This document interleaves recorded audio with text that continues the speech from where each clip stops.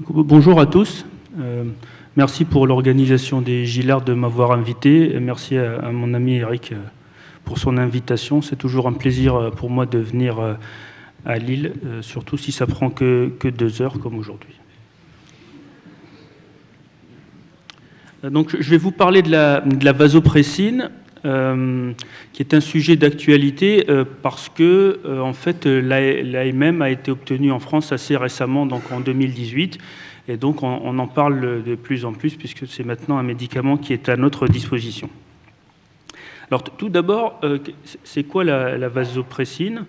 En fait, c'est l'arginine vasopressine, donc c'est une molécule, c'est un petit peptide qui ne fait pas beaucoup, 9 acides aminés, et qui a été découvert en 1951, qui a été découvert donc sur cette publication Princeps ici, d'un chercheur français qui travaillait aux États-Unis, et donc qui a obtenu le prix Nobel pour ça. Et donc il a découvert sur des broyats en fait, d'hypophyse de cette molécule de 9 acides aminés qui a comme caractéristique, on l'appelle arginine vasopressine, parce qu'en fait elle a une arginine sur l'avant-dernier peptide de l'extrémité N-terminale. Et donc, bon, depuis, il y a eu beaucoup d'encre et d'études sur cette molécule. Alors, elle vient d'où cette molécule ? En fait, c'est une molécule qui est synthétisée par des neurones qui sont situés ici, dans l'hypothalamus, et qui vont être sécrétés dans la circulation et stockés dans l'hypophyse postérieure ici. Donc, c'est largué dans la circulation comme une hormone. Donc, c'est l'arginine vasopressine. Alors, cette arginine vasopressine, elle va agir, en tout cas pour l'instant, on a 3 types de récepteurs pour cette molécule. Alors, les récepteurs, on peut les appeler de différents noms, AVPR1 ou V1A, V1A, V1B et V2, ou bien vous pouvez avoir les AVPR, récepteurs de... Voilà. Et donc, il y a 3 types de récepteurs. Alors, ils ne vont pas tous nous intéresser particulièrement en réanimation, mais vous avez donc les premiers récepteurs V1A qui vont être situés essentiellement au niveau des cellules musculaires lisses vasculaires. Et donc, c'est le sujet de la discussion aujourd'hui. Il y a d'autres endroits où ils sont, notamment sur les plaquettes. Les V1B qui vont en fait être au niveau du système nerveux central essentiellement. Ils vont réguler en fait la synthèse de la CTH. Et puis les V2. Alors les V2, ils sont essentiellement donc au niveau des cellules du tube contourné distal rénal et ils vont permettre la réabsorption d'eau. Donc c'est pour ça que l'AVP, on l'appelle l'hormone antidiurétique. Alors ces récepteurs-là, c'est des récepteurs assez particuliers qu'on retrouve beaucoup chez les mammifères particulièrement, qui sont des récepteurs couplés à des protéines G. Alors, ces récepteurs couplés à des protéines G, ça veut dire quoi ? Ça veut dire qu'en fait, il y a le récepteur qui est transmembranaire et couplé avec une protéine, qu'on appelle une protéine G, qui est formée de 3 sous-unités, en fait. Et la fixation du récepteur du ligand, en fait, sur le récepteur va permettre de modifier la conformation de la protéine G, notamment cette sous-unité alpha va permettre le déclenchement d'une cascade, en fait, d'enzymes, et notamment de l'AMP cyclique. Alors, pour les récepteurs V2R, qui sont situés dans le tube collecteur distal, sur ces cellules-là, ça va provoquer essentiellement le déplacement en fait, d'aquaporines d'endosomes vers la membrane, en fait, au niveau de la membrane apicale. Et ces aquaporines vont permettre la réabsorption d'eau. Donc, c'est ça qui permet la réabsorption de l'eau au niveau du tube collecteur distal. Au niveau des récepteurs V1, A ou V1B, en fait, c'est le même système, c'est toujours une protéine G, sauf qu'elle va agir d'une façon un peu différente par l'intermédiaire, en fait, du second messager. C'est comme ça que fonctionnent les protéines G, qui sont le diacylglycérol ici et l'inositol triphosphate. Et ça va permettre de forcer l'entrée, en fait, de calcium dans la cellule et du relargage de calcium par le réticulum endoplasmique, et donc de provoquer la contraction de la cellule musculaire lisse. Alors, c'est pas fini, hein. Les recherches, vous regardez, il y en a toujours plein, donc on trouve plein de cellules dans l'organisme chez différents modèles animaux où ils ont des récepteurs à cette hormone et qui va avoir des effets extrêmement variables dans l'homéostasie de l'organisme. Alors, on va parler là essentiellement de l'effet vasoconstricteur, puisque on va parler de la réanimation. Alors voilà l'arginine vasopressine. Donc il y a cette arginine qui est située ici, donc l'avant-dernier acide aminé. Et donc il y a eu, depuis qu'elle a été découverte et synthétisée dans les années 50, dans les années 70, il y a eu un boom d'une possibilité en fait de synthétiser en phase solide des peptides assez courts en fait. Et ça a permis en fait d'essayer de modifier à chaque fois. Donc la phase solide, c'est par action de masse, on met l'ensemble des acides aminés dans l'ordre et puis ça finit par faire une chaîne qu'on essaie de faire replier. Alors ce qui est caractéristique en fait de ces peptides-là, c'est qu'il y a 2 cystéines ici avec un pont disulfure. Ce pont disulfure, il permet en fait de maintenir la conformation tridimensionnelle de la molécule. Et donc, quel que soit ce qu'on veut faire, comme échanger des acides aminés, mais il faut pas y toucher en général. Donc l'arginine vasopressine, il suffit en fait d'enlever un groupement amine ici au niveau de la première cystéine, et puis en fait au lieu de L-arginine de mettre une D-arginine, et ça va vous donner là, donc le petit D ici veut dire D-amino, le grand D ici veut dire que c'est une D-arginine à la place d'une L-arginine, la DD-AVP, qui est la desmopressine, donc le mini-rang. Cette desmopressine, lorsqu'on fait cette modification-là, elle a en fait une demi-vie qui va s'allonger et une augmentation de son affinité pour les récepteurs V2 et une baisse très importante de l'affinité V1. Ce qui fait que ça va être utilisé essentiellement pour son effet sur les plaquettes, essentiellement pour l'augmentation de l'activité du facteur 8 et du facteur von Willebrand. Et c'est comme ça que c'est utilisé le Miniran dans le diabète insipide, en spray nasal par exemple, et aussi en intraveineux lorsqu'on a besoin d'améliorer l'agrégation plaquettaire, notamment on utilise ça assez fréquemment en post-chirurgie cardiaque. Alors, cette arginine vasopressine, elle est présente chez certains mammifères comme l'homme, mais pas chez tous les mammifères. Le porc, par exemple, n'a pas d'arginine vasopressine. Il a en fait une lysine à la place de son arginine, et donc il a une lysine vasopressine. Et si vous prenez cette lysine vasopressine et que vous rajoutez 3 glycines avant, eh ben ça va vous donner la terlipressine. La terlipressine, c'est quoi? C'est une prodrogue donc, de cette lysine vasopressine et qui va être processée, donc les glycines vont être enlevées par une peptidase endothéliale. Et ça va augmenter de façon importante en fait, la demi-vie plasmatique. Et cette molécule va avoir une affinité particulière pour les récepteurs V1, essentiellement au niveau de la circulation splanchnique. Et donc, ça va être utilisé à chaque fois qu'on a besoin d'augmenter le débit sanguin rénal en vasoconstrictant la circulation splanchnique. Et en faisant ça, on diminue également la pression dans la veine porte. Et donc, les indications, eh bien, c'est le syndrome hépatorénal et le saignement aigu sur rupture de varices œsophagiennes. C'est pour ça que ça fait partie des indications de cette molécule-là, la terlipressine. Alors, il n'y a pas que ça, hein, il y en a eu plein. Donc, tous les acides aminés ont été modifiés dans tous les sens, changés, rajoutés, remplacés. Et vous avez des tonnes de molécules qui sont utilisées essentiellement maintenant dans la recherche, essentiellement pour essayer de réguler certaines tumeurs en régulant l'angiogénèse, etc. Donc, ils ne rentrent pas dans ce cadre-là. Il n'y en a pas pour l'instant de commercialisé, mais il y a une grande littérature sur le sujet. Donc on va parler de l'arginine vasopressine. Alors la première question, c'est pourquoi est-ce qu'on a besoin d'un vasoconstricteur? Parce qu'on en a déjà en fait vasoconstricteur. On a les catécholamines, notamment la noradrénaline. Donc vous savez, ces catécholamines sont synthétisées à partir de la phénylalanine, qui est un acide aminé, et ça a besoin de beaucoup de cofacteurs qui sont les différentes vitamines dont on a besoin. Et ces catécholamines, elles agissent aussi sur des récepteurs couplés à des protéines G. Donc, vous connaissez les récepteurs alpha et les récepteurs bêta.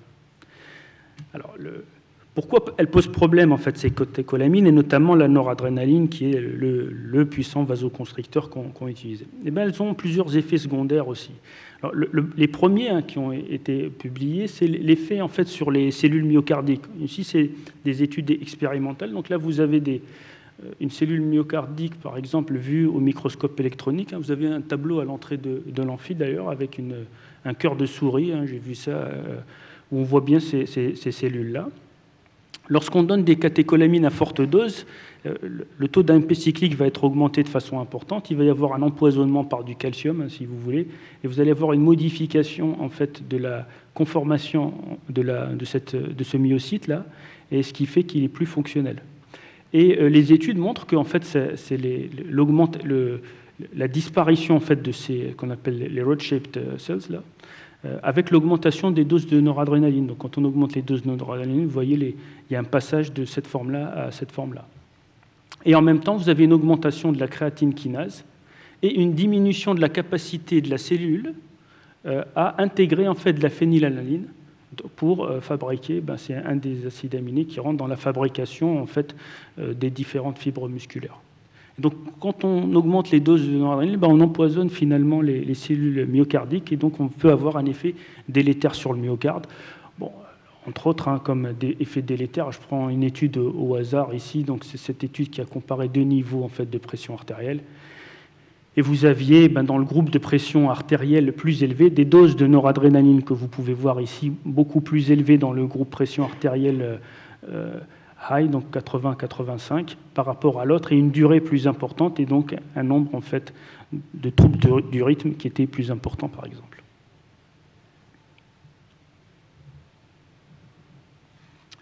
Alors, il y a aussi un effet, en fait, sur l'immunité qui est important des catécholamines, et notamment sur la synthèse d'interleukines. Alors simplement ici quelques études pour vous dire que quand on augmente, alors c'est des modèles, en fait, de sepsis, peu importe la façon dont c'est fait, mais en fait simplement c'est pour vous montrer que quand on augmente quand on met de la noradrénaline avec du LPS, on peut augmenter certaines interleukines, notamment l'IL6 et l'IL10, qui sont des interleukines anti-inflammatoires. Et donc, probablement, lorsque les patients ont besoin, en fait, de ces interleukines au moment de l'inflammation et des sepsis, l'excès de catécholamine à ce moment-là peut être délétère.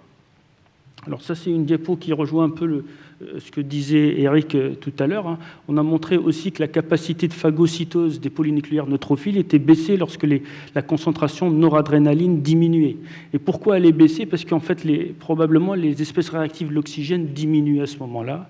Et la capacité de phagocytose des polynucléaires neutrophiles dépend de la quantité de présence des espèces réactives de l'oxygène, et probablement le fait d'avoir plus d'espèces, ça améliorerait cette faculté de phagocytose des polynucléaires neutrophiles, et le fait donc d'augmenter les doses de noradrénaline, on diminue la capacité de phagocytose.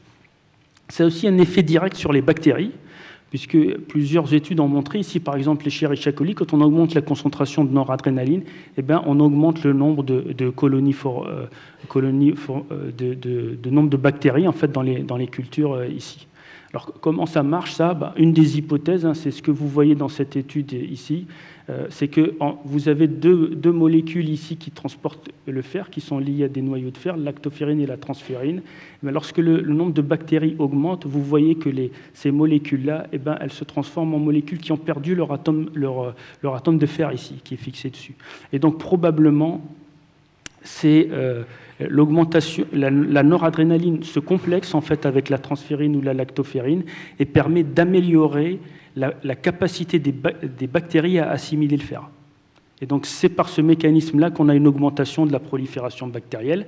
Alors non seulement on a une augmentation de la prolifération, ici c'est notre bactérie, c'est le pneumocoque, mais ça va permettre également de modifier, en fait, les relations entre les bactéries entre elles et de faire du biofilm. Et en même temps, ici, c'est des gènes de virulence qui augmentent avec les quantités de noradrénaline qu'on a. Et donc, on a une augmentation en nombre et en virulence des bactéries. Alors ça a montré donc, dans quelques études. Ici, par exemple, c'est une étude en fait, qui est rétrospective et qui a comparé des patients qui ont une grosse dose de noradrénaline avec des patients qui ont une dose plus petite et ont montré qu'en fait, la mortalité était de façon indépendante. Plus on augmente la quantité de noradrénaline, plus la mortalité de ces patients-là augmente. Ça, c'est une étude en fait post-hoc sur une étude qui avait comparé un inhibiteur de NO, mais peu importe. Simplement, c'est pour vous montrer ici que lorsqu'on regarde en fait en quartile en fait alors, donc ça c'est la mortalité et ici c'est les effets délétères liés à la pathologie. Donc en quartile de pression artérielle et en quartile de dose de vasopresseur. Vous pouvez remarquer que pour un même quartile de pression artérielle, plus la dose de vasopresseur est élevée, et plus non seulement la mortalité va être élevée, plus il y a d'effets en fait, négatifs. Alors il n'y a pas seulement que les effets négatifs, il y a ce phénomène qu'on appelle la désensibilisation homologue. Alors c'est quoi la désensibilisation homologue? C'est la capacité lorsqu'un ligand se fixe au niveau du récepteur, donc couplé à la protéine G ici, au bout d'un moment il va y avoir en fait l'association avec deux molécules, peu importe, la bêta-arestine et la clatrine ici, qui vont en fait fabriquer un endosome et internaliser en fait le récepteur. Et ça arrive très facilement sur les récepteurs couplés aux protéines G, et c'est ce qui se passe pour les récepteurs alpha. Donc quand on met en contact longtemps l'organisme avec les ligands, donc la noradrénaline à forte dose, les récepteurs se finissent par être internalisés, et ce qui fait que en fait, la noradrénaline ne fonctionne plus, et c'est un des mécanismes impliqués dans les chocs qu'on appelle réfractaires, où on a l'impression que quelle que soit la dose qu'on met, ça ne marche plus. Donc en fait, il y avait besoin, on va dire, il y a besoin d'une alternative aux catécholamines liée aux différents effets dont je vous parlais et à cette internalisation et donc ce phénomène de choc réfractaire. Donc une des premières études était sortie en 2003 où ils avaient vu en fait l'effet de l'arginine vasopressine dans les chocs vasoplégiques, on va dire, avancés. Alors, avancés, ça voulait dire que la dose de noradrénaline était supérieure à 0,5 microgrammes par kilo et par minute. Donc, ils avaient pris dans cette étude plusieurs différents types d'états de choc vasoplégiques qu'ils ont considérés comme résistants. Donc, il y avait 40% de post-chirurgie cardiaque, 30% de CIRS et 30% de choc septique. Et ils avaient comparé, en fait, les deux groupes et les endpoints étaient simplement des endpoints hémodynamiques. Donc ils avaient regardé en fait la fréquence cardiaque, le débit cardiaque, le volume d'éjection systolique et en tonométrie gastrique, la différence, le gap CO2.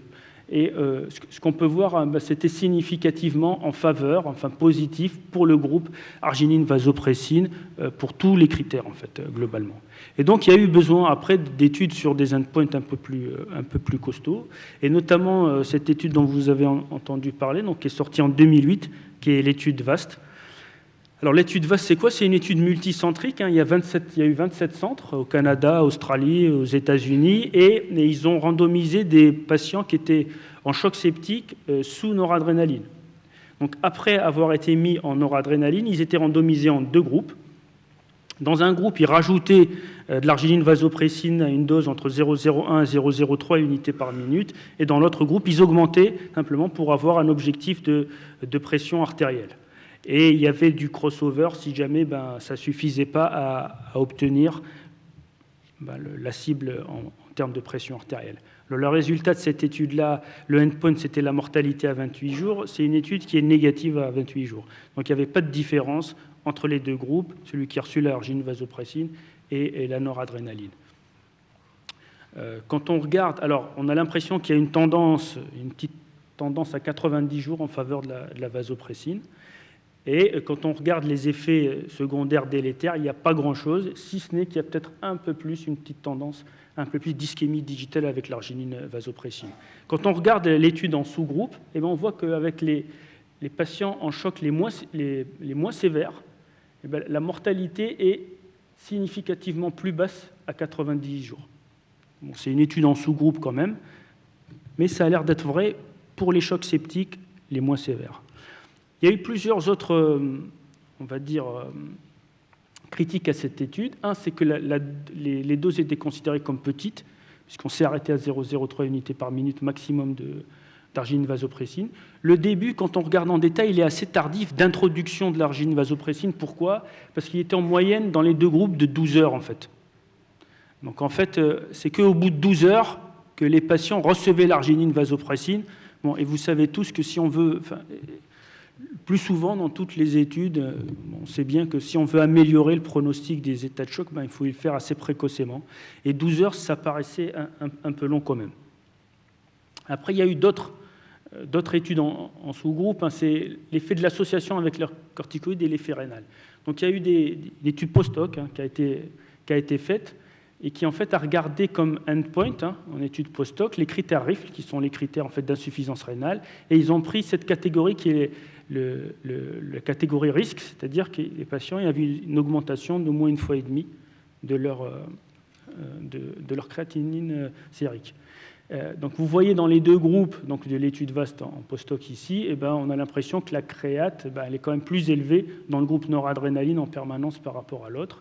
Et quand on regarde la probabilité de survie des catégories à risque, on a l'impression qu'il y a assez clairement en faveur, dans cette étude, c'est qu'une étude post-hoc, en faveur de l'arginine vasopressine.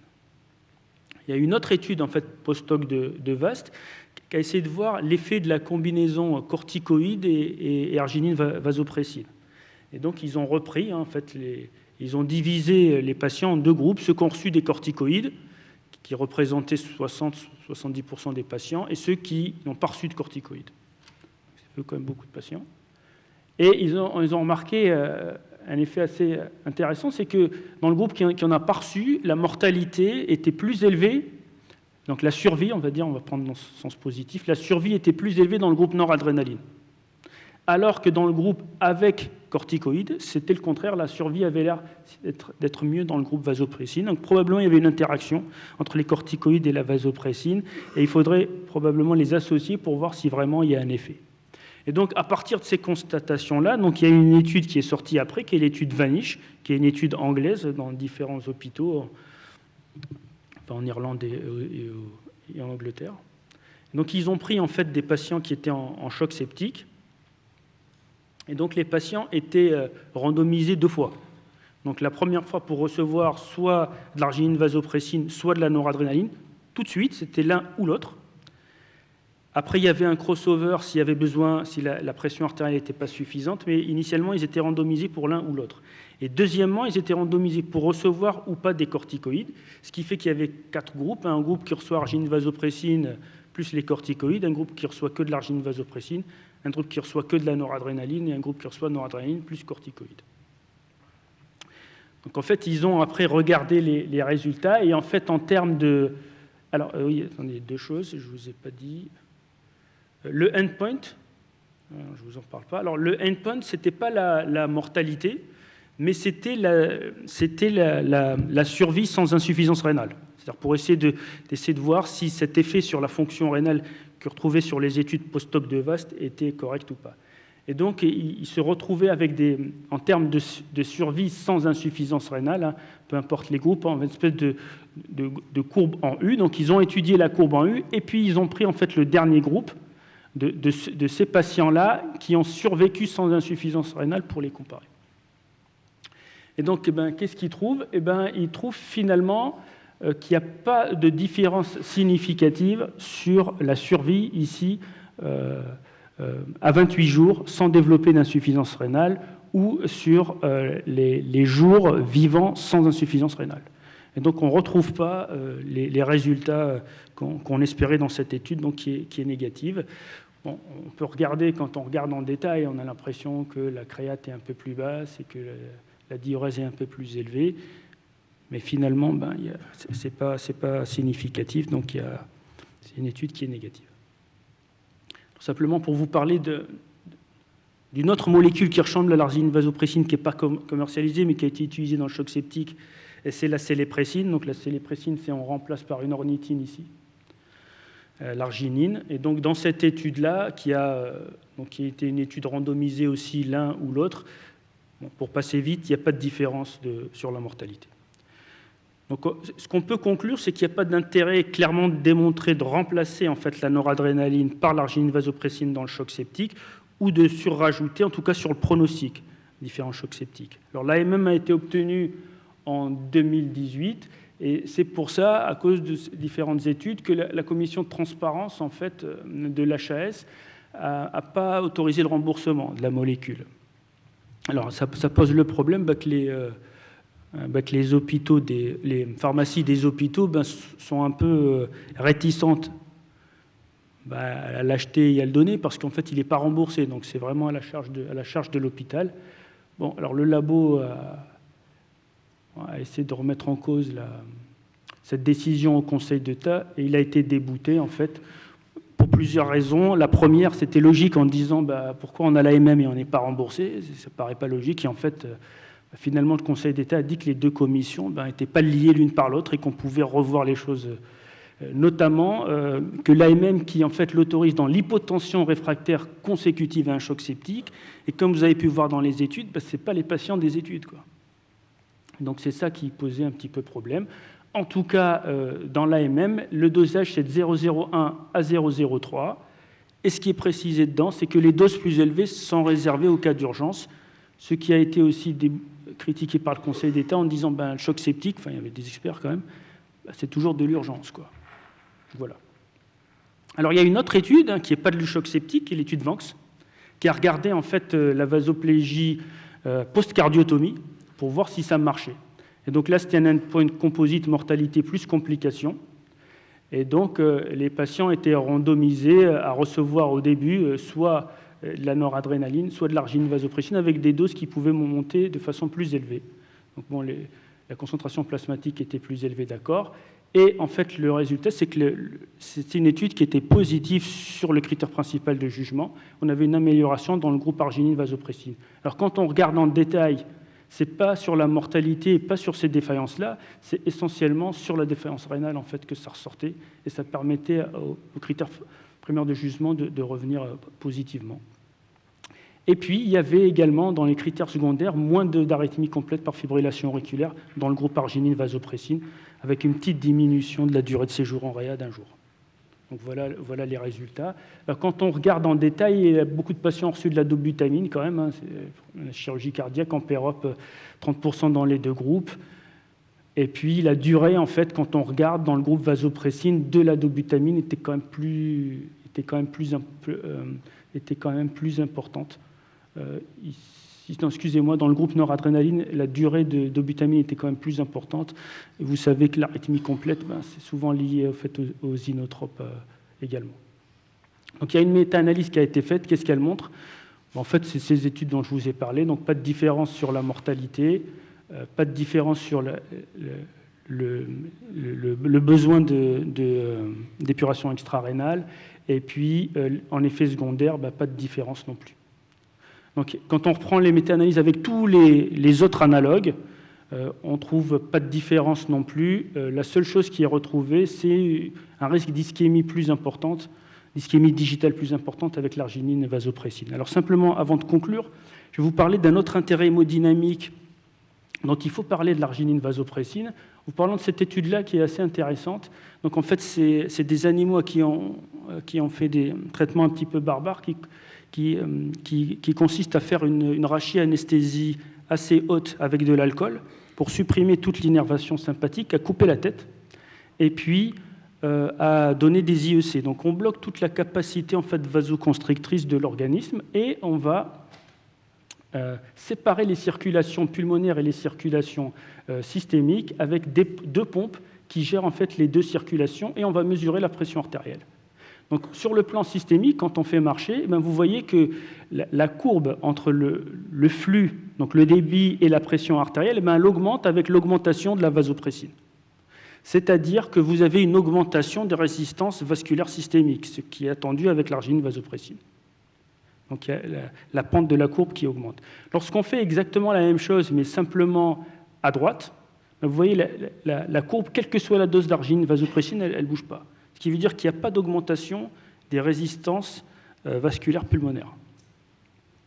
Et pourquoi il y a ça? Donc ça, c'est d'autres études sur le poumon isolé. Quand on met un poumon en hypoxie, il y a une vasoconstriction hypoxique, la pression artérielle augmente.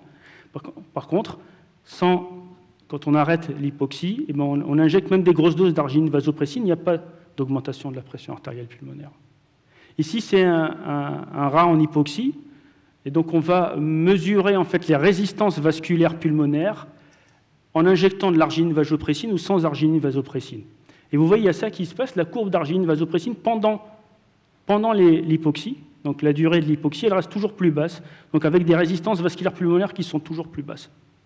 Donc il y a probablement, et ce n'est plus le cas lorsqu'il n'y a plus de vasoconstriction.